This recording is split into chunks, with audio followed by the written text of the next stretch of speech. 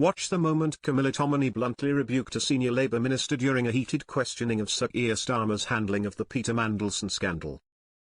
The former ambassador to the US, embroiled in the scandal, said he would resign from the Senate after being dismissed from his diplomatic role in September for his ties to convicted Jeffrey Epstein. He is accused of leaking sensitive government market information, as well as the impending resignation of then Prime Minister Gordon Brown, to the convicted man. The Metropolitan Police have launched an investigation into the matter. Sir Mandelson has denied any wrongdoing related to Epstein. But being expelled from Parliament did not erase Sir Keir's guilt after the Prime Minister revealed he knew about Lord Mandelson's relationship before his appointment, during a high-stakes parliamentary questioning session. Now, questions are being raised about Keir's judgment, leading to calls for his resignation from some MPs, as well as calls for the resignation of Chief of Staff Morgan McSweeney. Appearing on Sunday morning's GB News, Labour and Welfare Secretary Pat McFadden asserted that the former Labour Secretary was appointed because the Prime Minister's office was looking for a politician, not a diplomat, to engage with the Trump administration. Citing Lord Mandelson's unique talent, he told Camilla, trade will be a key issue for the new administration. Peter Mandelson was the European Union Commissioner for Trade until near the end of his term, when Gordon Brown brought him back into the cabinet as head of business. So I think it was a combination of political and commercial experience that led the Prime Minister to believe he was the right person for the job. But Camilla seemed unconvinced by his answer, retorting sharply, but he knows about his scandalous past. That scandalous past is no secret. He's been dismissed from government twice, and the Prime Minister knows he even stayed at the home of a convicted criminal while serving a prison sentence in 2009, and they maintained contact with him after his release. While Mr. McFadden agreed that Lord Mandelson had a notorious past, he speculated, but I doubt that Mr. Mandelson told the Prime Minister that the relationship was insignificant, that it was far smaller than what we now realize. I doubt he portrayed himself as a victim of Epstein, someone who had been deceived, rather than the truth as we've seen in the emails published this past week.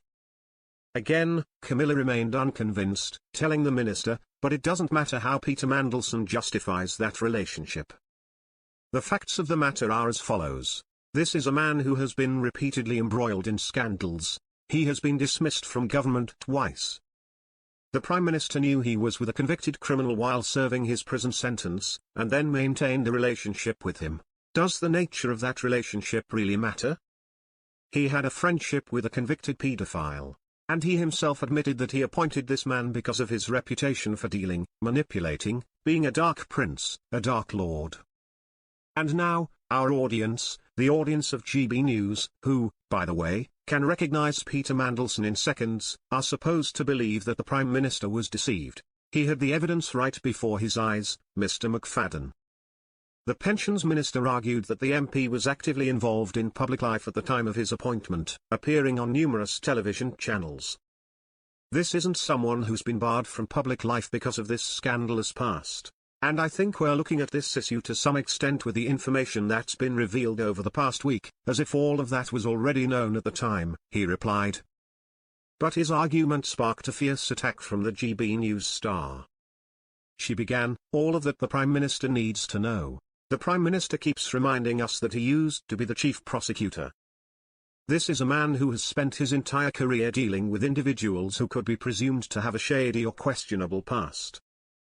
He was presented with evidence that someone he appointed to a crucial position, perhaps the most important position in British diplomacy, had connections with a convicted criminal. And he still proceeded with the appointments. The details don't matter. Those who watch and listen to GB News, if faced with a candidate connected to a convicted criminal, who chooses to live in the home of a convicted paedophile while he's serving his prison sentence, anyone with a shred of conscience and sound judgment would say, I'm sure he has unique talents, but this isn't the kind of person we should appoint to this position. If GB News viewers can see that, why can't the country's leaders,